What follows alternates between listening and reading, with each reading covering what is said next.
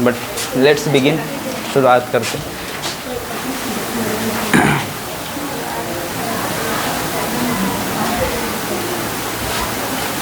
देखो सबसे पहले पिछले क्लास में तो वो कैप करवाए थे। अब देखो एक होता है डिप्रेशन। डिप्रेशन का मतलब क्या होता है? वो गड्ढा अवसाद। गड्ढा का मतलब क्या समझोगे? आप कई जगह पे देखोगे, पहाड़ पे आप मालूम चला चढ़े हो और यहाँ से देखोगे बहुत गंदा चीज़ लाके कई लोग फेंक देते हैं, है ना, मलबा जैसे टाइप का होता है ना, उसको कहते हैं डिप्रेशन टाइप का। समझ पा रहे डिप्रेशन क्या होता है? कि इंसान का भी डिप्रेशन होता है, वो अलग है, ये डिप्रेशन अलग है। समझ पा रहे कि नहीं पा रहे? वो डिप्रेशन देखा, मालूम चलो तुम कहीं भी हो, आप नहीं तो आप पास में कहीं जाना जहाँ कूड़ा करकट एकदम मलबा से भरा हुआ जगह होता है ना, प्लेस, उसको कहते हैं डिप्रेशन। ठीक है ना, क्लियर है? या वो गड्ढा जो मतलब ऊपर से मतलब नीचे की ओर दिखाई देगा तो अवसाद हो। अवसाद का मतलब हो कूड़ा करकट। हाँ, जहानाबाद जाने में देखो वो मिलता है कि नहीं मिलता। आप जहानाबाद से पहले ना वो हाटी मोड़ है ना, हाटी मोड़ क्या नाम जगह का नाम है, बहुत ज़बरदस्त इलाका है आप जाओगे तो देख लेना। ठीक है, इसीलिए तो वहाँ पे गाड़ी से जाते हैं तो सब पैक करके जाना, नहीं तो फिर गंदगी बम आ जाती है, महक आ जाती है, गंदा हो जाता है। देखो हॉलो का मतलब ये होता है गड्ढा टाइप का। समझ पा रहे कि नहीं पा रहे? जिसको आप छेद कहते हो। अ मेंटल स्टेट ऑफ डिस्पेयर, मतलब वैसा परिस्थिति जिसमें आपको निराशा महसूस हो। आप देखोगे गंदगी महसूस आप करते हो तो आपको क्या लगता है? बहुत अच्छा लगता है कि निराशा से भर जाते हो? निराशा होती है ना थोड़ा बहुत। हाँ, अभी बताएंगे। ये बातें समझ में आ गया है? कोई दिक्कत तो नहीं है? डिप्रेशन का मतलब वो डिप्रेशन होता है झटका वाला, किसी की यादों में और किसी की थिंकिंग में ज़्यादा मतलब सोच लेना, है ना, उसके लिए आता है डिप्रेशन, वो अलग होता है। ठीक है ना, उसके लिए आएंगे। अभी ये डिप्रिशिएशन पढ़ो। डिप्रेशन समझ में आ गया है? एक होता है डिप्रिशिएशन। डिप्रिशिएशन मतलब होता है मूल्य कम होना, अचानक किसी चीज़ों में कमी आ जाना। समझ में आ रहा है? वैल्यू में कमी आना, उसको क्या कहोगे? डिप्रिशिएशन हो गया। डिप्रिशिएशन मतलब मालूम चला कल तक कोई पेन 5 रुपये में बिक रहा था, ऑटोमेटिक उसका वैल्यू कम हो गया, 3 रुपये में कंपनी बेचने। क्यों? हो सकता है इसका डिमांड कम होने लगा, लोग पब्लिक जो थे इसका डिमांड कम करने लगा। ऐसा होता है ना कभी कभी, तो ऑटोमेटिक उसका रेट कम हो जाता। आप देखने नहीं तो मार्केट में जाना, जो सब्ज़ी को लोग पूछ नहीं रहे तो ऑटोमेटिक उसका वैल्यू गिरता है ना अपने आप। तो जिस चीज़ का कीमत अपने आप गिर जाए, उसमें गिराना नहीं पड़े, वैल्यू ऑटोमेटिक गिरता हो, तो उसको क्या कहोगे? मूल्य कम होना, उसका वैल्यू कम होना, अंडर वैल्यू उसको कहते हैं। क्या कहोगे? अंडर वैल्यू, यानी रेट कम हो जाना, दर कम होना। समझ में आए? पहला बताओ डिप्रेशन का मतलब क्या होता है? गड्ढा, हॉलो। और वो भी गड्ढा कैसा, वो मत समझना कि एक होता है HOLE वाला होल, इसका मतलब छेद वो होता है जो मतलब आप ज़मीन में करते हो। समझ पा रहे कि नहीं पा रहे? ये जो हॉलो है इसका मतलब होता है कहीं ज़मीन से देखने पे, नीचे की गहराई को देखने पे जो दिखाई देता है गड्ढापन, उसको हॉलो कहते हैं। समझ पा रहे कि नहीं पा रहे? वो छेद टाइप का नहीं होता। और ये जो डिप्रेशन उसी से मिला हुआ है। डिप्रेशन का मतलब क्या समझोगे? कूड़ा करकट का एरिया जहाँ मतलब डिस्पेयर हो, लोग निराशा से भर जाए, गंदा का इलाका हो, अवसाद हो। अवसाद मतलब गंदा चीज़ ही को कहते हैं। और एक डिप्रिशिएशन का मतलब होता है मूल्य कम होना, अंडर वैल्यू में कमी आ जाना। समझ पा कैसे? उसको वैल्यू कम कहने बोलते हैं। समझ पा रहे कि नहीं? उसके लिए आप डिप्रिशिएशन नहीं लगाएंगे। समझ पा रहे? किसी चीज़ों में मतलब उसका मूल्य कम होना, आप अपना वैल्यू कम करते हो, डिप्रिशिएशन थोड़ी कहेंगे वहाँ पे। समझ पा रहे कि नहीं पा रहे? हाँ, रिस्पेक्ट में कमी आना, उसको कहते हैं वैल्यू। ठीक है, हाँ। अब देखो डिसइंटरेस्टेड, इसका मतलब होता है निष्पक्ष। Disinterested, impartial. इम्पार्शियल किसको कहते हैं? एक होता है पार्शियल होना। पार्शियल मतलब होता है किसी के पक्ष में होना। मालूम चला आप कोई लड़ रहा है, लड़ाई कर रहा है, आप उसका साइड लेने लगे तो पार्शियलिटी आ गया। पार्शियलिटी मतलब किसी पक्ष में चले जाना। एक होता है इम्पार्शियल, न उधर गए न इधर गए, बीच में न्यूट्रल होकर समझे, तो ये हो गया इम्पार्शियल। समझ पा रहे कि नहीं पा रहे? आप कई गाँव में लोगों को देखोगे, पक्ष भी होता है, निष्पक्ष भी होता है, मतलब पार्शियलिटी भी कहीं आ जाती है, पार्शियल भी लोग हो जाते हैं, इम्पार्शियल भी होते हैं। बातें समझ पा रही? मुझे उससे क्या लेना देना, छोड़ दो, वो जाने, ऐसा होता ना। कोई मतलब पक्ष ना लेना, निष्पक्ष हो जाना, उसको क्या कहोगे? इम्पार्शियल, जिसको डिसइंटरेस्ट कहते हैं। समझ में आ गया? कोई दिक्कत की बात नहीं। अब देखिए, एक होता है अनइंटरेस्टेड। अनइंटरेस्टेड मतलब होता है दिलचस्पी ना होना। मालूम चला दिल में कोई चीज़ का मतलब होता है ना, फीलिंग ना आना, इंटरेस्ट ना लेना, उसको अनइंटरेस्टेड कहते हैं। आपने कई चीज़ों पर होगा, ऑफ़र आया, आपने निकाल दे कि नहीं मुझे नहीं चाहिए, अभी इसमें मेरा इंटरेस्ट नहीं है, आई एम नॉट इंटरेस्टेड।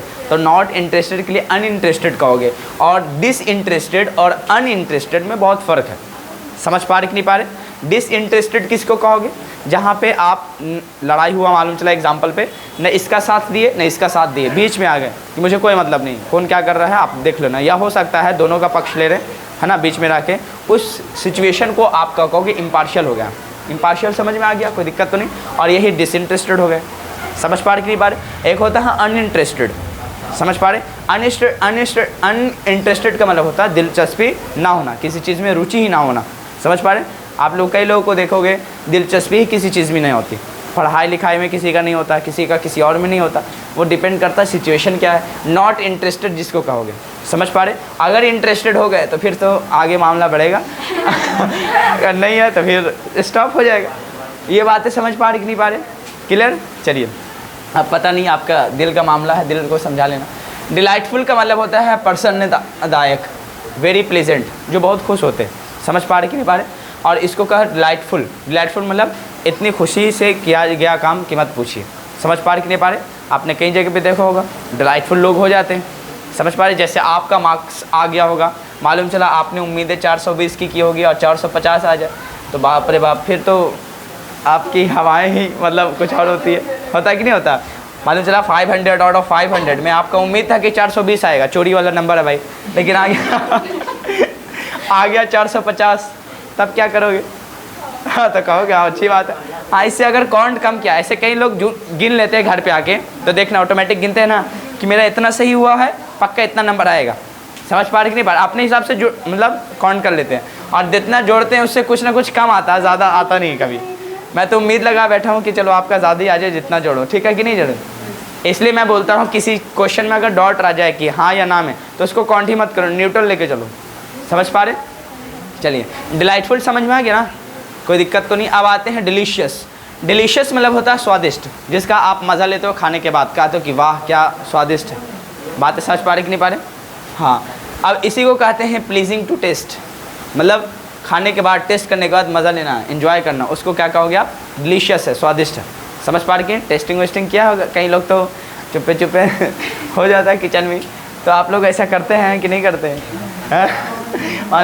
अच्छा, कई घरों में होता है, जैसे सास या बहू में जमता नहीं है ना कभी कभी, तो देखो कई जगह पे अगर वो आ गया है चिकन या कुछ ज़बरदस्त वाला चीज़, तो ऑटोमेटिक सास बोटी गिन देती है और गिनने के बाद दे देती है कि बना लो, बताती नहीं है कि मतलब बोटी गिना हुआ है, और उसके बाद डाल देगी बनेगा, तो ऑटोमेटिक वो जाएगी अपना चेक करेगी, काउंटिंग कर लेगी, अगर कम है तो समझ जाएगी कि पार। आप लोग ऐसा मत करना सासू माँ बनने के बाद, अभी तो बहुत टाइम है अब आते हैं, देखो डिप्रिकेट क्या होता है? नापसंद करना डिप्रिकेट क्या होता है? नापसंद करना। डिलीशियस समझ में आ गया, स्वादिष्ट होता है। डिप्रिकेट क्या क्या हो गए? नापसंद करना, जिसको आप हेट कहते हैं, टू हेट कहते हैं। समझ पा रहे कि नहीं पा रहे? अच्छा, एक बात बताओ, मैं हर जगह पे वर्ब जब यूज़ करता हूँ तो टू क्यों लिखता हूँ? देखो कई जगह पे आप वोकैब का वर्ड पढ़ लेना है, कहीं भी आप देखोगे, जैसे मैं लिखूँ जाना, तो जाना का जब भी अंग्रेज़ी कोई लिखता है ना, तो गो नहीं लिखता, ये रॉन्ग माना जाता है। जाना का अंग्रेज़ी हमेशा क्या लिखेंगे? To go. क्यों ऐसा? क्योंकि देखो इम्परेटिव सेंटेंस आप पढ़े होगे, ये फर्स्ट फॉर्म वर्ब से शुरुआत होगी तो इम्परेटिव सेंटेंस होगा, इसका मतलब होता है जाओ। बातें समझ पा रहे कि नहीं पा रहे? इसीलिए हमेशा जाने के लिए आप टू गो लिखना पड़ेगा, ना कि सिर्फ गो लिखोगे। समझ पा रहे कि नहीं पा रहे? हमेशा याद रखना, आपको कोई कहे कि जाना का स्पेलिंग बताओ, आपको टू गो कहना होगा। ये इंटरव्यू में कई जगह पे कई टीचर भी फेल हुए थे, इस जगह पे मैं आपको अलर्ट कर दे रहा हूँ, हो सकता है इसका ध्यान रखना। समझ पा रहे? हाँ, कैसे तो हाउ लिखना बस, और क्या, इसके लिए थोड़ी होता। अच्छा हो, सॉरी फॉर दैट चलिए कोई बात नहीं। देखो कैसे टू गो लिखें देखिए, मैं कहूँ जाओ, अच्छा आप एक सेंटेंस पढ़े होंगे, वह जाने वाला, वह खाने वाला, वह पीने वाला, ऐसा है था? तो बताओ थोड़ा इन्फिनिटिव वाले केस में पढ़े थे, जैसे वह जाने वाला तो ही इज़ टू गो लिखे थे, ऐसा याद है? ये टू क्यों लगा? देखो जब भी वर्ब से टू पहले लग जाता प्रीपोजिशन, इसका मतलब वो एक्शन हुआ नहीं, होने वाला। तो खुद बताओ, मैं बोला हूँ जाना, तो आपने कह दिया गो सिर्फ लिख दिया, तो इसका मतलब एक्शन स्टार्ट है, जाओ स्टार्ट कर दिया, खत्म। अभी तो हुआ नहीं है, सिर्फ जाने का मतलब बता रहे, इसीलिए इससे पहले सिक्योरिटी लगा के प्रीपोजिशन टू लगाना पड़ता है हमेशा, हर जगह देखना। वर्ब से पहले टू गो, टू कम, इस तरह से लिखें। जैसे आना, आना के लिए क्या कहोगे? To come. लिखना टू राइट, बात करना टू टॉक। समझ पा रहे? हाँ, अगर जोड़ने जाओगे, जैसे मैं बोलूँ वह बात कर रहा है तो ही इज़, वहाँ पे कंटिन्यूस फॉर्म डायरेक्ट आएगा, टू नहीं लगाना। वहाँ तो डायरेक्ट लगाओगे he is speaking, you are speaking. समझ पा रहे कि नहीं पा रहे? मुझे उम्मीद है कि बातें क्लियर है, कोई डाउट तो नहीं है, पक्का? चलिए आइए। हाँ तो क्या पढ़े थे? हाँ डिप्रिकेट पढ़े थे। डिप्रिकेट का मतलब होता है नापसंद करना, किसी से हेट करना, नफरत करना। समझ पा रहे कि नहीं पा रहे? कोई दिक्कत तो नहीं है? आज के बाद हेट को छोड़कर आप डिप्रिकेट कहो। शी डिप्रिकेट्स मी, वह मुझसे नफरत करती है। समझ पा रहे कि नहीं पा रहे? But I do not, but मैं नहीं करता। समझ पा रहे? या मैं नहीं करती। क्लियर? डिप्रिकेट। अब जब ये सब वर्ड बोलते हो ना, जैसे मालूम चला हेट आपने बहुत बार सुना, आज के बाद हेट से रिप्लेस कर लो डिप्रिकेट को।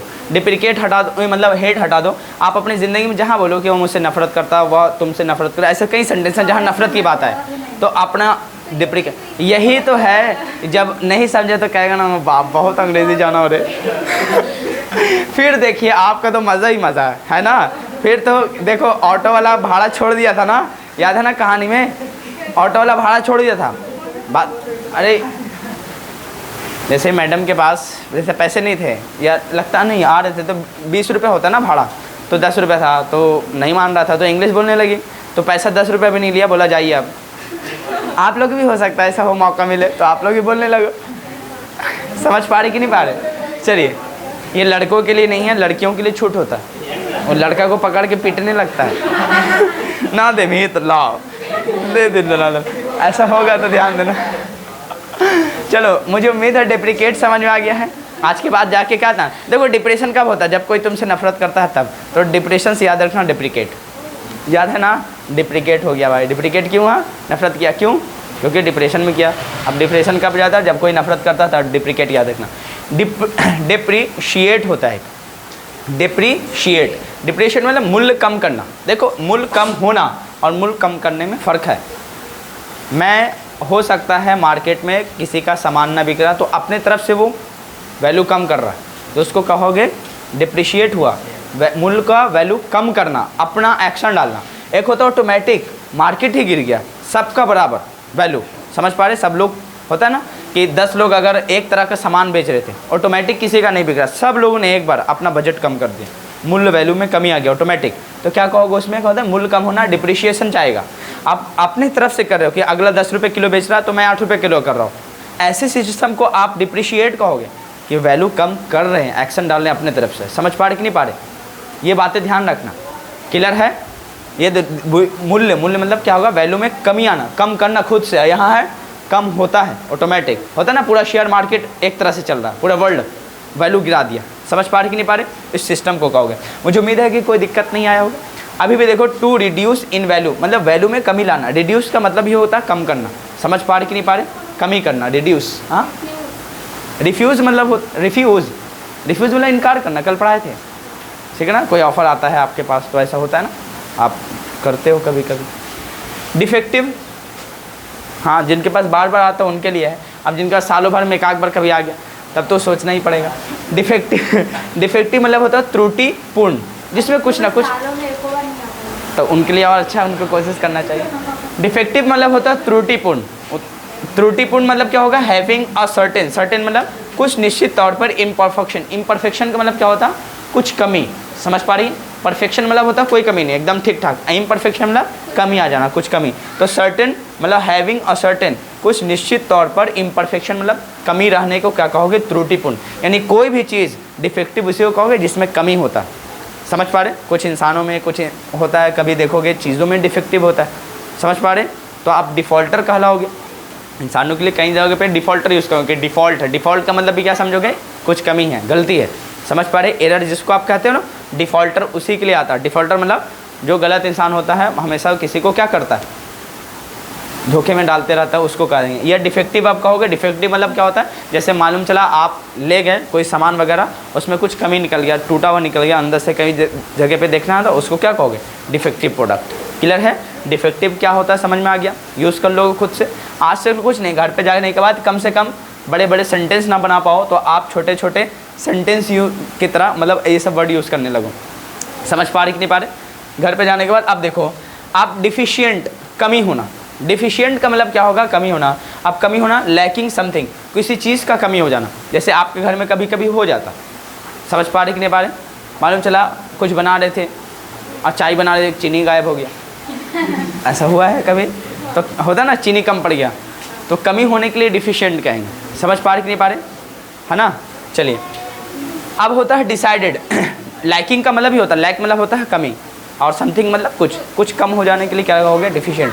डिसाइडेड मतलब होता है निर्णय किया हुआ, मतलब निश्चित तौर पे एकदम पक्का कि हाँ भाई डिसाइडेड है, पक्का पहले से क्या है, निश्चित है, उसको क्या कहोगे, डिसाइडेड। क्लियर है। और ये होता है क्लियर एंड डिफिनिट। क्लियर मतलब पक्का और डिफिनिट मतलब निश्चित, जो चीज़ मतलब पक्का और निश्चित हो। क्लियर मतलब ऐसे वर्ब में आप यूज़ करोगे तो क्लियर मतलब क्लीन, जैसे आप कहते हो ना, क्लीन मतलब क्या होता है, साफ़ करना या साफ़, तो क्लियर मतलब भी क्या होता है, साफ़। अब देखो डिसाइसिव मतलब होता है निर्णायक, जो पहले से क्या हो, डिसाइडिंग हो कि ये लोग ऐसे होते हैं। मालूम चला आप 10 लोगों को चयन किए और आप मालूम चला आप मेन लीडर हैं और आपको पहले से ऐसे ऐसे लोगों को पोस्ट दे रखा, तो क्या हो गया, पहले से डिसाइसिव है, निर्णायक है, डिसाइडिंग हो गया हुआ। समझ पड़ा। ऐसे कई सिचुएशन में देखा है ना, घोषित हुआ हुआ पहले, ये लोग ये हैं, ये हैं, मेरे पार्टी से ये करेंगे। समझ पा रहे, उनको कहोगे आप। चलो निर्णायक लोग हैं। अब कहोगे इफेक्टिव। इफेक्टिव मतलब होता है असरदार। समझ पा रहे, जैसे आपने कोई मेडिसिन लिया हो तो क्या होता है ना, बड़ा इफेक्टिव है, तुरंत असर करता है, असरदार है। समझ पा रहे कि नहीं। जैसे आपने कई मेडिसिन का नाम सुना होगा, जैसे हेडेक हो जाता है, सर में दर्द, तो क्या खाते हैं, सेरेडॉन खाते हैं ना, सेरेडॉन, तो वही डाउन कर ही देता है लगभग सब डिप्रेशन। तो इसको क्या कहोगे आप, इफेक्टिव है। इफेक्टिव मतलब असरदार है। समझ पा रहे कि नहीं। इसको क्या कहो, प्रोड्यूसिंग इफेक्ट। क्या दिक्कत है यहाँ देख रहे, खैरियत तो। चलिए अब आओ, इफेक्टिव मतलब क्या हो, असरदार, प्रोड्यूसिंग इफेक्ट। इफेक्ट का मतलब देखो दो वर्ड बताए थे, एक होता है इफेक्ट, एक होता है अफेक्ट। समझ पा रहे कि नहीं पा रहे। इफेक्ट का मतलब क्या होता है, असर। प्रोड्यूसिंग मतलब क्या होता है, उत्पन्न करना, जनरेट करना। तो प्रोड्यूसिंग इफेक्ट, इफेक्ट मतलब क्या होगा, असर को निकालता है। समझ पा रहे कि नहीं पा रहे, यानी असरदार होता है, उसको कहोगे इफेक्टिव। अब 2 वर्ड शायद कट रहा होगा, ये तीनों शायद कट रहा होगा, इसीलिए कुछ लोगों की नज़र उस पर जा रही थी। थैंक यू, मुझे भी याद आ गया, है ना। चलिए अब यहाँ पे ध्यान दे दीजिएगा, कहाँ इफेक्टिव, इफेक्टिव से कट रहा, हाँ इफेक्टिव हो गया है, यानी इफिकेशियस है। देखो एक वर्ड है जिसका नाम होता है इफिकेशियस। इफिकेशियस का मतलब होता है जो निश्चित ही उत्तम परिणाम देता है। समझ पा रहे, इफिकेशियस उसी को कहोगे, इफिकेशियस। इफिकेशियस का मतलब क्या समझोगे बताओ। इफिकेशियस मतलब होता है जो निश्चित ही उत्तम परिणाम दे, मालूम चला जो पहले से अच्छा परिणाम दे, रिजल्ट दे, उसको कहोगे इफिकेशियस। मालूम चला जैसे मालूम चला आप सेरेडोन खाएं दवा के लिए, तो क्या कहोगे, दिस मेडिसिन इज़ इफिकेशियस। यह जो दवाई है ना, जो निश्चित ही क्या देगी, उत्तम परिणाम देगी। समझ पा रहे कि नहीं पा रहे। कुछ स्टूडेंट भी होते हैं इफिकेशियस, समझ पा रहे, रिजल्ट अच्छा ला के देते हैं, उनका ध्यान यही रहता है, हाँ बहुत अच्छे तरीके से पढ़ रहे, तो उसको क्या कहोगे, जो निश्चित ही उत्तम परिणाम देगा उसको क्या कहोगे, इफिकेशियस। और इफिकेशियस का मतलब होता है able to produce the desired result. Desired मतलब होता है जो आप चाह रहे थे वही रिजल्ट आ जाए। समझ पा रहे कि नहीं पा रहे, उसको क्या कहोगे, इफिकेशियस। स्टूडेंट भी होते हैं, मालूम चला टारगेट लिए कि बस 450 से इस बार कम नहीं आएगा, अब पक्का 460 ले आते, तो उम्मीदें जो होते हैं उन लोगों को क्या कहोगे, इफिकेशियस है। समझ पा रहे कि नहीं पा रहे। तो अब की बार कितना पार, 450 पार, है ना। क्लियर है, पक्का इतना ला दिया तो फिर का, इससे मतलब ज़्यादा टारगेट होना चाहिए, कम टारगेट आपका नहीं होना चाहिए। एक और है एफिशिएंट।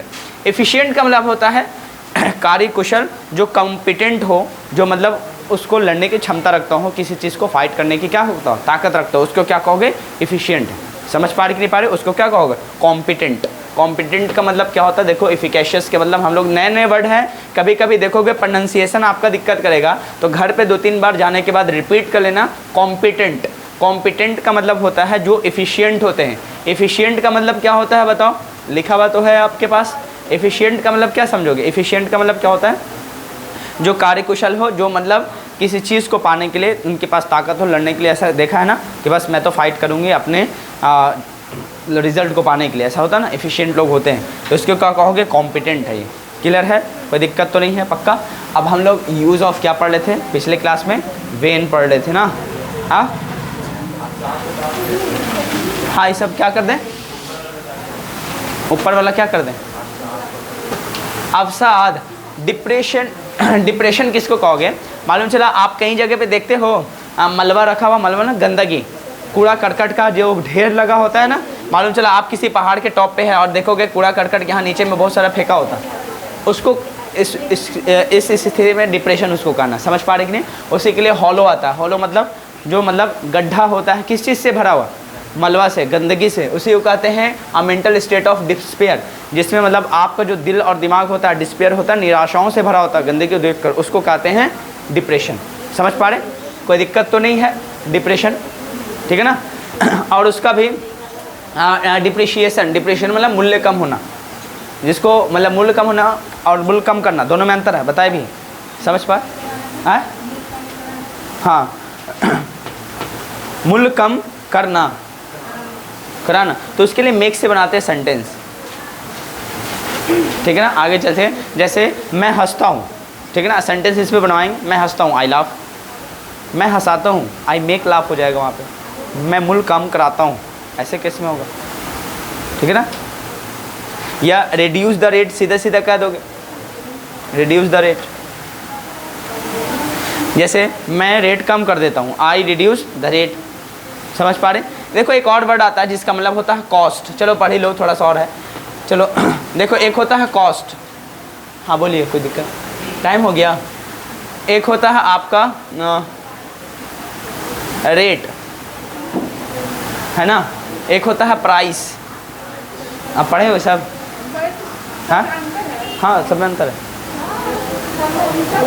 अब देखिए क्या अंतर है, कॉस्ट इसको कहते, सुनिए कॉस्ट किसको कहोगे मालूम चला पेन मैं बनवा रहा हूँ, मेरी कंपनी पेन बना रही है, इमेजिन करो, और ये पेन बनाने में मुझे 3 रुपये का लागत लग गया, तो उसको कॉस्ट कहना है। कॉस्ट मतलब लागत, जो अमाउंट आपका इन्वेस्टमेंट हुआ किसी चीज़ को बनाने में, उसको कॉस्ट कहते हैं, समझ में आ गया। अब किसी को मैं दूंगा, मालूम चला मैं ही बेच रहा हूँ या सेल कर रहा हूँ, तो क्या मैं 3 रुपये में इसको बेचूंगा, नहीं बेच सकता। अब इसको 3.5 रुपया, 4 रुपया, 5 रुपया मैक्सिमम जाएगा। अगर मैंने 5 रुपया कीमत रखा है, ठीक है ना, तो मुझे 5 रुपये तो चाहिए, तो जिसको मैंने दिया रिटेलर को रेट पे, दर पे, कि 5 रुपये के दर से दे रहा हूँ, एक कीमत, एक पेन का क्या है 5 रुपया कीमत, वो रेट चला गया प्रति के हिसाब से, समझ पा रहे। क्या आपको वही इंसान 5 रुपये में देगा, नहीं ना, तो उसको क्या प्राइस का ना, वो अपना प्राइस रखेगा, कितना भाई, तो 6 रुपया, 7 रुपया। यानी कॉस्ट का मतलब होता है लागत, जो आपका इन्वेस्टमेंट होता है किसी चीज़ को बनाने के लिए, और जिसमें आप वैल्यू अपना लगा देते हो, इन्वेस्टमेंट अलग से करते हो कि भाई इतना कीमत और बढ़ा के मैं बेचूंगा ताकि मुझे फ़ायदा हो, बेनिफिट हो, समझ पा रहे कि नहीं पा रहे, उसको आप प्राइस कहोगे कि प्राइस रखते हैं इसका, समझ रहे। रेट का मतलब होता है एक दर से किसी निश्चित चीज़ों को एक तरीके से खरीदना, एक रेट पे, एक दर पे, एक निश्चित अमाउंट पे खरीदने को रेट कहते हैं, समझ पा रहे कि नहीं, कोई दिक्कत तो नहीं है, निश्चित अमाउंट पे खरीदना। तो कॉस्ट क्या होता है समझ में आ गया, लागत अमाउंट, रेट क्या होता है किसी निश्चित दर पे किसी चीज़ को खरीदना, समझ पा रहे। किसी होता ना कि 5 रुपये पर पेन मैंने खरीद लिया। एक होता है प्राइस, कीमत, जब आप अपना कॉस्ट प्लस वैल्यू जोड़ देते हो, कॉस्ट प्लस क्या जोड़ दोगे, वैल्यू, तब ये क्या बन जाएगा, वैल्यू अपना जो भी है अपना मतलब बेनिफिट लेने के लिए उसको क्या कहोगे, प्राइस कहोगे। क्लियर है, कोई दिक्कत तो नहीं है, पक्का। तो मुझे उम्मीद है कि कल पढ़ाए थे स्टार्ट किया जाए, लेट तो नहीं हो रहा, पक्का है लेट। चलिए हेडिंग डालिए, कल कहाँ तक पढ़ाए थे, होमवर्क दिए थे, मिलवा लेते। इसको घर पे जाने के बाद क्या करना, हाँ देखो डिप्रेशन के लिए भी वही मतलब मीनिंग आता है, कोई अलग मीनिंग नहीं आता, जो आपका क्वेश्चन था। और जो आप मतलब जिसमें आपको निराशा भरी स्टेट होती है, अवस्थाएं होती है, उसको भी आप डिप्रेशन ही कहते हो। और डिप्रेशन का गड्ढा, मलबा, अवसाद भी कहते हैं, ठीक है ना। डिप्रेशन जो लिखे थे ना, वो डिप्रेशन जो इंसान रहता है ना, उसका स्पेलिंग भी वही होता है, वो अलग नहीं होता, ठीक है ना, हाँ ध्यान रखना। क्लियर है। तो कई लोग होते हैं ना डिप्रेशन में,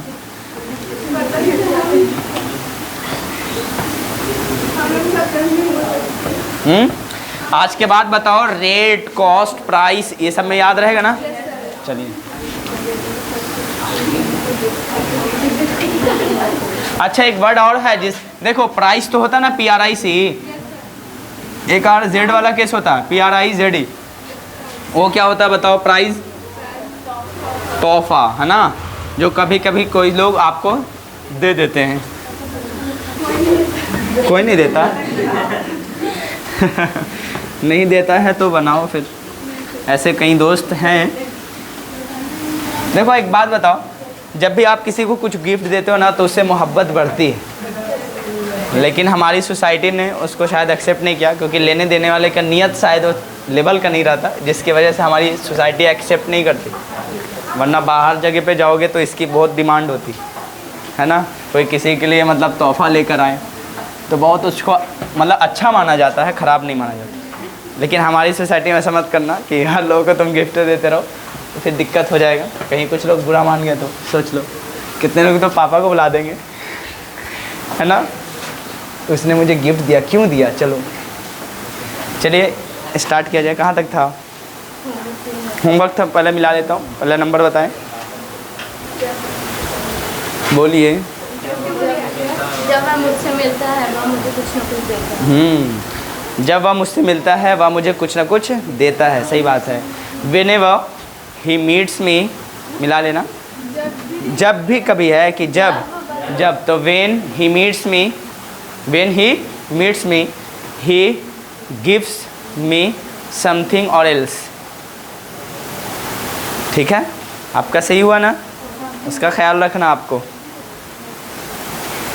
दूसरा नंबर बताओ। जब कभी मैं उससे मिलती हूँ मैं उसे कुछ न कुछ देती हूँ। जब मैं उससे मिलती हूँ, है ना। कभी। अच्छा, जब कभी, उसके बाद मैं उससे मिलता हूँ मैं उसे कुछ ना कुछ देता हूँ। यही है ना संडे से। जब कभी मैं उससे मिलता हूँ मैं कुछ ना कुछ देता हूँ। Whenever से स्टार्ट करोगे अब।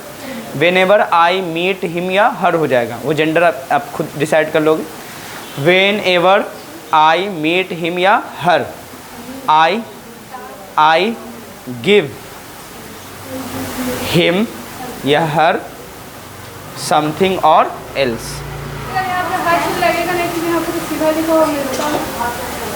तो मैं ना मिलता हूँ, मैं आई दोनों हो सकता है, जेंडर में मेल और फीमेल दोनों हो सकता है। मैं देती हूँ या मैं देता हूँ, तो देती हूँ तो मतलब कोई लड़की बोल रही है, आई पर्सन में होगी, समझ, फर्स्ट पर्सन में कोई फीमेल बोल रही है। और मैं देता हूँ, इसका मतलब कोई मेल पर्सन है, वो समझ पा रही कि नहीं पा रहे। तो आई स्पेसिफिक नहीं है कि वो मेल है कि फीमेल है, समझ पा रहे ना। फर्स्ट पर्सन का जो आप देखते हो ना स्पीकर जो होता है फर्स्ट पर्सन आई में, कभी डिसाइड कर देगा कि मेल है कि फीमेल। वो तो डिपेंड करता है सेंटेंस क्या बोला उसने।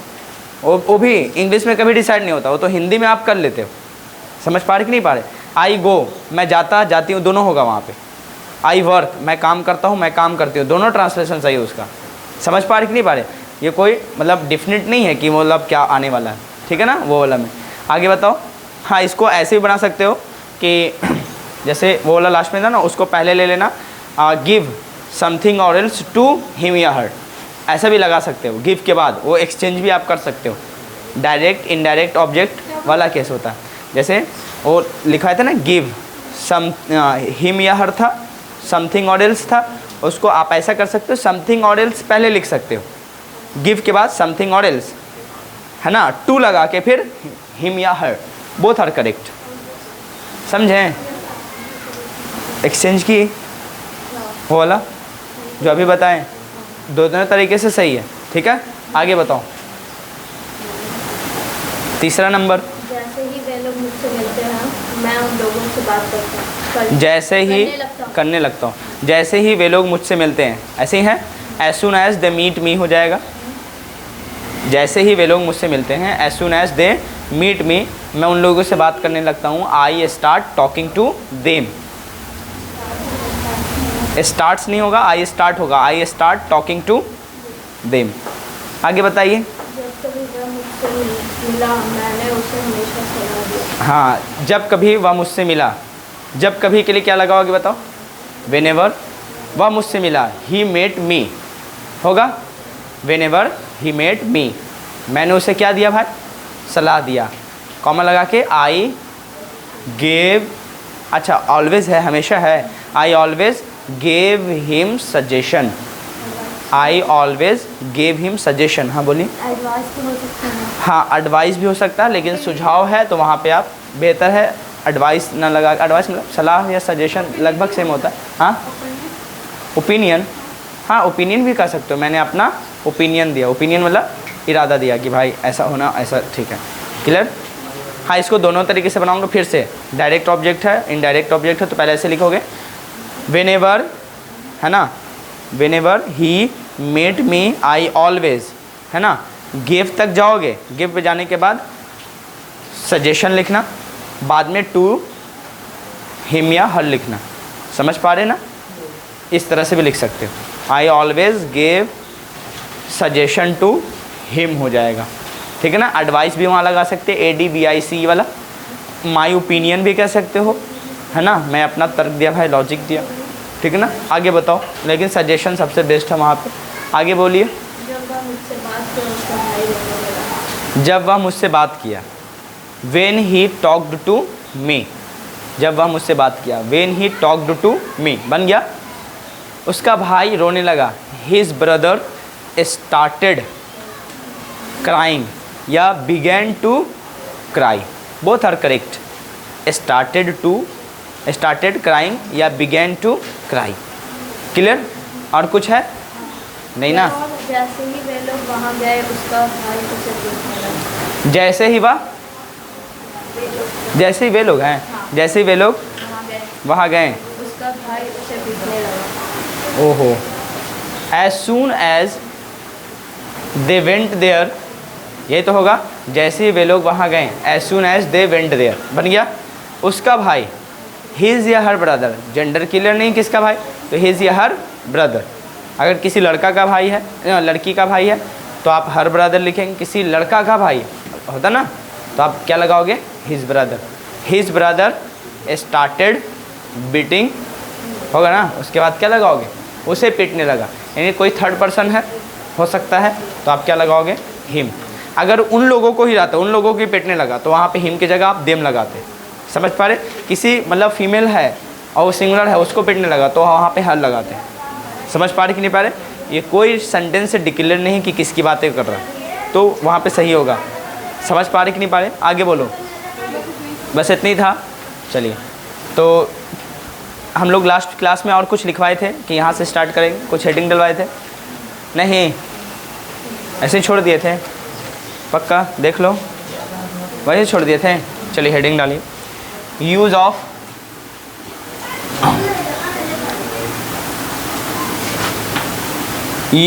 वाइल।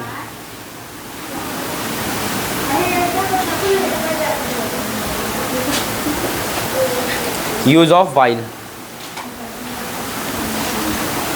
देखो, अगर हिंदी की बात करें तो वाइल का मतलब होता है के दौरान, ठीक है ना।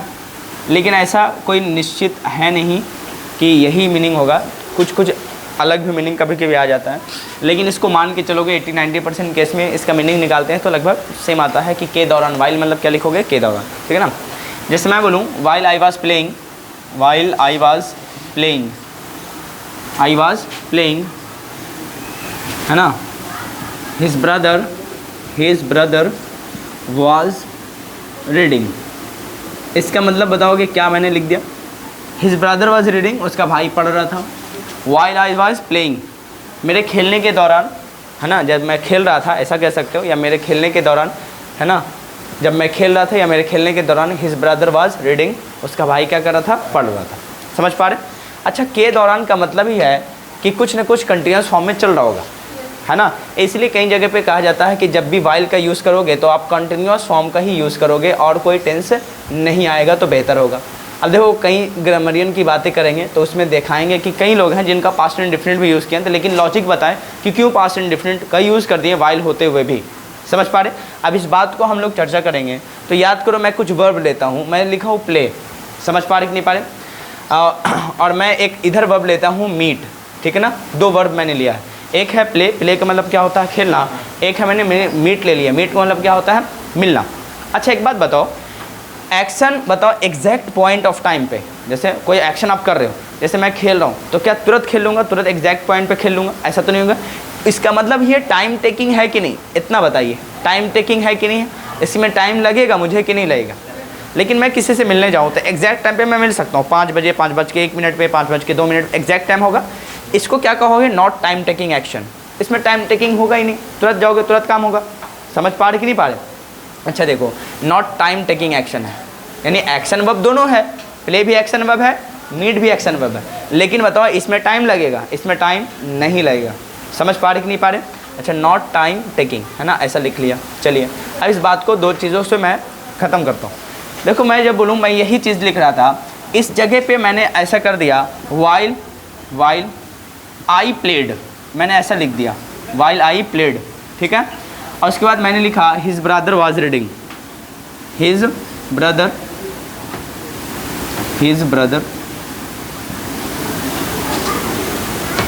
Was reading.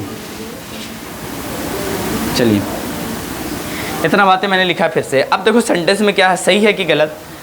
देखो वाइल तो लिखा, लेकिन ओल्ड ग्रामर में होता था पहले। अब जितने भी न्यू ग्रामर आ रहे हैं और जितने भी राइटर हैं, सबका यही कहना है कि वाइल के साथ कंटिन्यूस फॉर्म करना ही यूज़ सही होगा, इनके साथ पास्ट इंडेफिनिट का यूज़ नहीं करें, बेहतर ये होगा।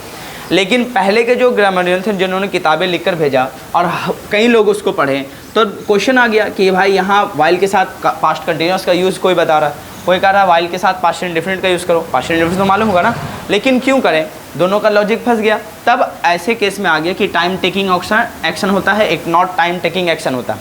देखिए जब भी टाइम टेकिंग एक्शन हो तो उसका यूज़ वाइल मतलब क्या होता है, के दौरान, इसके साथ यानी टाइम टेकिंग एक्शन के साथ वाइल का यूज़ आप कर सकते हो। और उसको पढ़ोगे भी वही वाइल आई प्लेड, मतलब जब मैं खेल रहा था, ऐसे ही कहोगे इसका मीनिंग, जब मैं खेल रहा था यानी मेरे खेलने के दौरान हिज ब्रदर वाज रीडिंग, उसका भाई पढ़ रहा था। समझ पा रहे कि नहीं पा रहे? क्यों? हाँ, नॉन टाइम टेकिंग एक्शन के साथ इसको नहीं लेंगे। समझ पा रहे कि नहीं पा रहे? कोई दिक्कत तो नहीं है? बातें समझ पा रहे कि नहीं पा रहे? हाँ, अब देखो आप ऐसा नहीं कहेंगे वाइल आई मेट, अब ये सेंटेंस गलत होगा। क्यों? मीट का यूज़ आप खुद बताइए, क्या कंटिन्यूस फॉर्म में यूज़ करोगे? जब मैं मिल रहा था, क्या ऐसा होगा? इसका मतलब ये कंटिन्यूस एक्शन में मतलब जाएगा क्या? टाइम टेकिंग एक्शन में जाएगा। इसीलिए वाइल का यूज़ जो टाइम टेकिंग एक्शन नहीं है, जो टाइम नहीं लेता, एग्जैक्ट पे हो जाता है, उसके साथ आप वाइल का यूज़ नहीं करेंगे। ये सेंटेंस ऑटोमेटिक गलत हो जाएगा। इसीलिए अब देखो क्या है, मॉडर्न ज़माने में पढ़ लो तो सीधा सीधा क्या करो, वाइल का यूज़ पास्ट कंटिन्यूस के साथ करो। लेकिन कहीं ऐसे क्वेश्चन बुक में मिल जाएंगे कि वाइल का यूज़ पास्ट इंडेफिनिट में कर दिया है, लेकिन उसका मतलब ये मत समझना कि वो पास्ट इंडेफिनिट है। वो किस लिए किया है? क्योंकि टाइम टेकिंग एक्शन के साथ ही किया है और किसी के साथ नहीं किया होगा। समझ पा रहे कि नहीं पा रहे? जबकि ये टाइम टेकिंग एक्शन नहीं है, एग्जैक्ट पॉइंट पे होने वाला है। इसीलिए वाइल का यूज़ ना करके आप सीधा सीधा वेन का यूज़ करोगे। समझ पा रहे कि नहीं पा रहे? अब मैं एक क्वेश्चन दे देता हूँ, आपको पकड़ना है कि वहाँ पे वेन लगेगा कि वाइल लगेगा। बोलो पक्का? चलिए मैं लिखता हूँ वेन और फिर मैं लिखता हूँ वाइल। देखो आंसर समझ में आ गया ना? इसको वाइल हटा के मैंने वेन ही क्यों लिखा और यहाँ पे वाइल मैंने सही क्यों कर दिया? समझ पा रहे कि नहीं पा रहे? अच्छा यहाँ पे आइए, वेन लगाया और आपको नीचे में मैंने वाइल भी दिया, दोनों का आप सिलेक्ट करोगे फिलहाल। समझ पा रहे कि नहीं पा रहे? ये तो कन्फ्यूजन रहा था कि वाइल लगाएं कि वेन लगाएं, तो फिर रट्टा मार लोगे सीधा सीधा वाइल का यूज़ पास्ट कंटिन्यूस के साथ करें या कंटिन्यूस फॉर्म के साथ करें, जबकि पास्ट इंडेफिनिट के साथ का भी मिल जाएगा तो उसको आप कह दोगे गलत है। बड़े लेवल पे ऐसा कन्फ्यूजन सेंटेंस पूरा दे देता कभी कभी, जब मतलब किसी कॉम्पिटिटिव लेवल की तैयारी इंग्लिश में करोगे तब ऐसा आएगा। अभी मतलब 11th-12th में बच्चे वाला काम होता है, बिहार बोर्ड तो और हल्का अंग्रेजी देता है, ऐसा देता है जैसे 8, 9, 10th का बच्चा बना देगा। सही बात है, CBSE बोर्ड का होता है ना, तो ग्रामर इतना हल्का दे देता है कि बच्चे बना के चले जाते हैं। लेकिन वो भी है जो मतलब 11th-12th में बच्चा आया जो बिहार बोर्ड का कभी अंग्रेजी नहीं पढ़ा, तो उसके लिए बहुत हार्ड ही होता है भाई। समझ पा रहे? इसलिए कई जगह पे लिटरेचर जो मतलब पढ़ के जाता है उससे रिजल्ट निकाल लेता है, क्योंकि 100 क्वेश्चन अगर रहते हैं तो उसमें से 40% आपका क्या रहेगा, लिटरेचर रहेगा, और 60% ग्रामर रहेगा। तो कुछ ग्रामर का पोर्शन बहुत हल्का रहता है। समझ पा रहे कि नहीं पा रहे? तो उससे 10-20 क्वेश्चन बना लेता है। समझ पा रहे? और लिटरेचर से 40 है तो उसमें से 40 सॉल्व हो जाते हैं, क्योंकि लिटरेचर में फिक्स्ड है और इसमें कॉन्सेप्ट चाहिए, अंडरस्टैंडिंग चाहिए, समझ चाहिए। इसमें रट्टा नहीं मार सकते, सीधा सीधा बातें समझ पा रहे कि नहीं पा रहे? और उसमें है कि फिक्स्ड है, गांधी जी का जन्म इतना तो हुआ, वो फिक्स्ड है, कोई चेंज नहीं कर सकता। समझ पा रहे? एक बार याद हुआ तो कन्फर्म हो गया। जैसे इंडियन सिविलाइजेशन कल्चर 12th का पढ़ लो तो फिक्स्ड हो गया कि गांधी जी के बारे में पढ़ोगे तो कभी चेंज नहीं होगा। लेकिन इसको पढ़ के जाओगे तो एक्शन चेंज होगा, वर्ब चेंज होगा, तो उसमें अपना थोड़ा वो दिमाग चाहिए। समझ पा रहे कि नहीं पा रहे? इसलिए देखोगे कई जगह पे 12th लेवल पे जिनको रिजल्ट चाहिए होता है सीधे सीधे लिटरेचर को पकड़ लेते हैं कि सीधे लिटरेचर लाओ, रट्टा मार के निकल जाओ, जबकि ग्रामर फिर से कमज़ोर रह जाता है।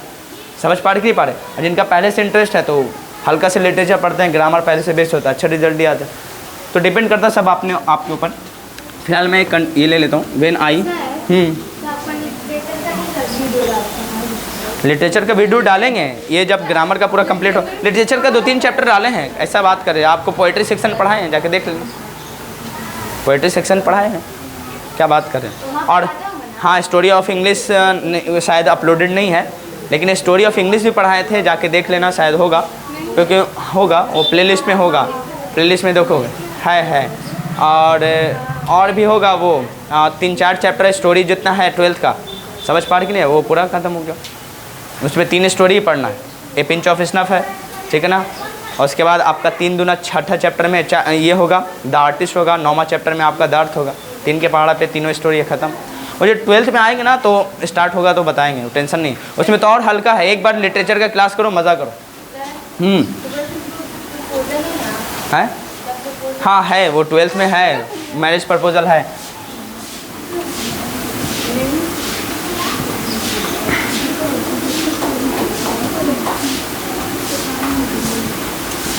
चलिए बताइए, टॉकिंग टू मी, ये सेंटेंस में बताओ।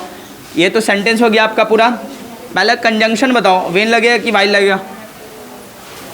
वेन लगेगा कि वाइल लगेगा? तो आपको डिसाइड कर लेना है, वेन लगेगा कि वाइल लगेगा, इनमें बताओ। तो कहना ये एक्शन वर्ब देख लो। सी मतलब होता है सा, सी का सा बनता है, सी मतलब देखना, सेकंड फॉर्म होता है ए से डब्ल्यू सा, जो आप तो कहते हो ना सी, उसका सेकंड फॉर्म सा होता है। बताइए एक्शन मतलब टाइम टेकिंग है कि नॉट टाइम टेकिंग है? नॉट टाइम टेकिंग है। जब नॉट टाइम टेकिंग है तो वाइल का यूज़ करोगे नहीं, टाइम टेकिंग के साथ जाते हैं ना वाइल, समझ पा रहे? देखो वेन है, टाइम टेकिंग हो या फिर टाइम टेकिंग हो या ना हो, दोनों में यूज़ चलता है, लेकिन वाइल का यूज़ हमेशा टाइम टेकिंग वर्ब में ही चलेगा। ये बातें याद रखना, क्लियर है? तो बताओ किसके साथ जाओगे? वेन के साथ जाओगे, वाइल के साथ नहीं जाओगे। अब बताओ मैं हटा दूँ और कहूँ वाइल आई सा हिम, तो कहोगे सेंटेंस में कंजंक्शन गलत है, यहाँ पे क्या आना चाहिए? वेन आना चाहिए। समझ पा रहे कि नहीं पा रहे? कोई दिक्कत तो नहीं है? तो मुझे उम्मीद है कि वेन कब लगेगा, वाइल कब लगेगा, समझ में आ गया? कोई दिक्कत नहीं है? पक्का बोलो, क्लियर? चलिए आप देखोगे, आप कभी मतलब ये कन्फ्यूज़न नहीं रहेगा कि वाइल लगाएं कि वेन लगाएं, वो देख लेना, आप खुद डिसाइड कर लेना। पक्का ना? कहीं ऐसा हो, देखो मैंने दिखाया ना, मीट है, सा है, अब इतने वर्ब हैं, आप खुद लिस्ट बना लेना, टाइम टेकिंग कि not time taking, time taking कि नॉट टाइम टेकिंग। पक्का बोलो, कर लोगे ना? कोई ऐसे जिसमें टाइम लगेगा नहीं। सा मतलब देखा, एग्जैक्ट पॉइंट पे आप देख लोगे, उसमें टाइम नहीं लगेगा। ये मत समझना कि, समझ पा रहे? प्ले है तो एग्जैक्ट टाइम में खेल ही नहीं सकते, 1 सेकंड 2 सेकंड 3 सेकंड 1 मिनट में खेलोगे, टाइम टेकिंग थोड़ा लॉन्ग होगा। समझ पा रहे? चलो एक और सेंटेंस दूँ, पक्का? चलिए देख लेता हूँ। मैंने कहा है वेन का यूज, वाइल जहाँ पे यूज़ होगा वहाँ पे वेन कर दो, क्योंकि वेन दोनों ही में होगा, टाइम टेकिंग एक्शन में भी होगा और नॉट टाइम टेकिंग में भी होगा, लेकिन वाइल सिर्फ टाइम टेकिंग एक्शन में होगा। समझ पा रहे? चलिए एक सेंटेंस और ले लेता हूँ। यहाँ पे देखो, वेन लगाना है और फिर क्या लगाना है? वाइल लगाना है, दोनों लगाना है। समझ पा रहे? कंजंक्शन के तौर पे, ठीक है ना?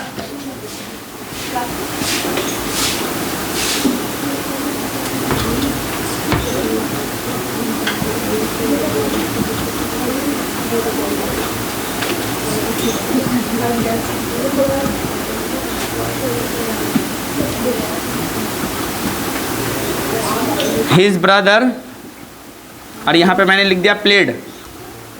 देखो एक बात ध्यान रखना, वेन या वाइल के कंजंक्शन में दोनों तरफ पास्ट इंडेफिनिट आ सकता है, दोनों तरफ पास्ट कंटिन्यूअस भी लगा सकते हो। एक तरफ पास्ट इंडेफिनिट, दूसरी तरफ पास्ट कंटिन्यूअस भी लगा सकते हो, दोनों होगा।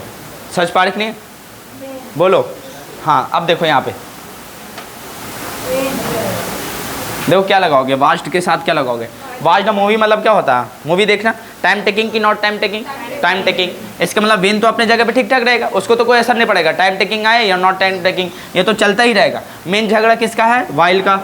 तो इसका मतलब वाइल कब होगा सही? जब यहाँ पे टाइम टेकिंग एक्शन आएगा तब। While I watch the movie, सही है?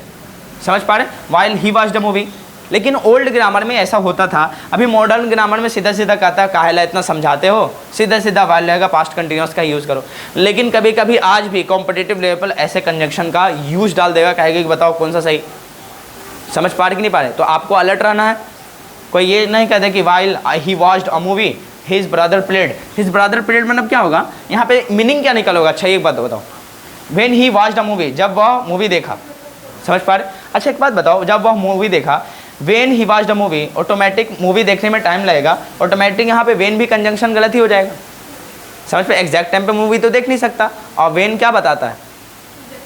एग्जैक्ट टाइम बता रहा। तो यहाँ पे सबसे बेहतर होगा कि वेन ना लगा के आप सीधा सीधा वाइल ही लगाओगे। While he watched a movie his brother played, मतलब क्या होगा? जब वह मतलब मूवी देखा या देखने के दौरान उसका भाई क्या खेला।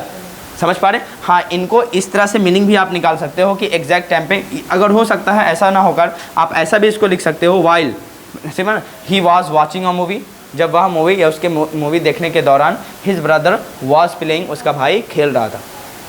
समझ पा रहे कि नहीं पा रहे? अब देखो पास्ट इंडिफिनिट में मैंने कई जगह पे दिखाया था कि पास्ट इंडिफिनिट में पास्ट कंटिन्यूअस का भी आप क्या लगा सकते हो, कॉम्बिनेशन लगा सकते हो। जब मैं वहाँ पहुँचा वह खेल रहा था, याद है आपको? जब मैं वहाँ पहुँचा तो क्या बनाओगे, व्हेन आई रीच्ड देयर, वह खेल रहा था, ही वॉज प्लेइंग, यानी पास्ट इंडिफिनिट के साथ पास्ट कॉन्टिन्यूअस भी लगाए थे। समझ पा रहे कि नहीं पा रहे? ऐसे ये बहुत एडवांस लेवल की बातें हो जाती है, कभी कभी वो समझना ये इस लेवल के आप लोग को थोड़ा मुश्किल पड़ता है, लेकिन मैंने बहुत कोशिश किया है कि आप समझ में आया होगा, कोई दिक्कत की बात नहीं होगी। तो यहाँ पे बताओ वाइल ही सही क्यों हुआ, वेन का यूज़ नहीं कर सकता। हाँ, यहाँ पे अगर आपको वेन लगाना, समझ पा रहे कि नहीं हुआ, तो वेन लगाने के लिए आप सीधे सीधे कहोगे when he was watching a movie कर लेना, तब ये सेंटेंस और करेक्ट होगा, सही माना जाएगा। समझ पा रहे कि नहीं पा रहे? कोई दिक्कत तो नहीं है, क्योंकि वेन के साथ अगर जाओगे when he watched a movie, तो आपको होगा कि भाई ये टाइम टेकिंग एक्शन है, इसके साथ क्या लगाओगे, कंटिन्यूस, वह भी सही होगा। समझ पा रहे कि नहीं पा रहे? कोई दिक्कत तो नहीं है ना? और वाइल के केस में क्या होता है, पहले लोग एक्सेप्ट कर लेते थे, लेकिन आजकल मॉडर्न ज़माना है तो इसको एक्सेप्ट नहीं करते, वाइल का यूज़ करते हैं पास्ट कंटिन्यूस या कंटिन्यूस फॉर्म के साथ ही लगेगा तो बेहतर होगा। क्लियर है? लेकिन वो रूल रेगुलेशन मुझे समझ में आ गया होगा आपको, कोई दिक्कत तो नहीं कि टाइम टेकिंग क्या होता है, नॉट टाइम टेकिंग क्या होता है, कोई दिक्कत तो नहीं। अब देखो सेंटेंस, आप कुछ बातें मैं लिखवाता हूँ, अच्छा उतारोगे कैसे, समझते जाते हो? हाँ,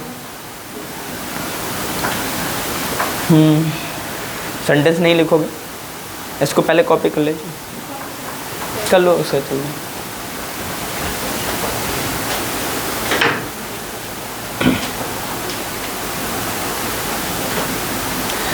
इस सेंटेंस में बताओ वेन भी अभी गलत ही क्यों हुआ, समझ में आया? क्योंकि इसको कंटिन्यूस फॉर्म चाहिए था, तब ये मीनिंग मतलब क्लियर और होता। When he was watching a movie his brother was playing, जब वह मैच खेल रहा था, सॉरी मूवी देख रहा था, उसका भाई खेल रहा था, ठीक है ना? वाइल आके रिप्लेस ऐसा कर सकता, while he was watching a movie his brother was playing, दोनों करेक्ट है। लेकिन ऐसा सेंटेंस देते और कहे कि बताइए कौन सा मतलब एक ही कंजंक्शन यूज़ करना, कंजंक्शन कौन सही है, तो आपको वाइल के साथ जाना है, वेन के साथ नहीं जाना, ठीक है? क्यों नहीं जाओगे समझा? क्योंकि वाइल ये एक्शन वर्ब है, एक्शन तो वर्ब है ये भी, लेकिन इसे क्या लिखता है, टाइम टेकिंग है, इसीलिए वॉइस। लेकिन ये मीनिंग किसके साथ जाएगा, कंटिन्यूस में ही लिखना पड़ेगा। ऐसा लिखने के बाद भी उसका मीनिंग किस में दोगे, कंटिन्यूस में दोगे, हिंदी ट्रांसलेशन के अकॉर्डिंग। समझ पा रहे कि नहीं पा रहे? यानी कि while he watched a movie, इसका मतलब के दौरान वह देखा, मूवी देखा, ऐसा नहीं करना, समझ रहे? हाँ,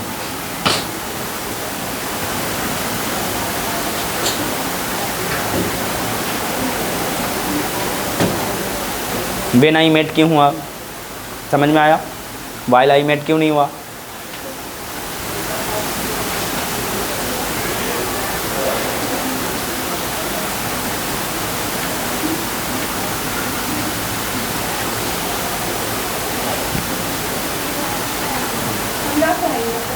As you wish, if you wanna go, go. What? चलो हो गया ना, हटा जाए, कंप्लीट, डन।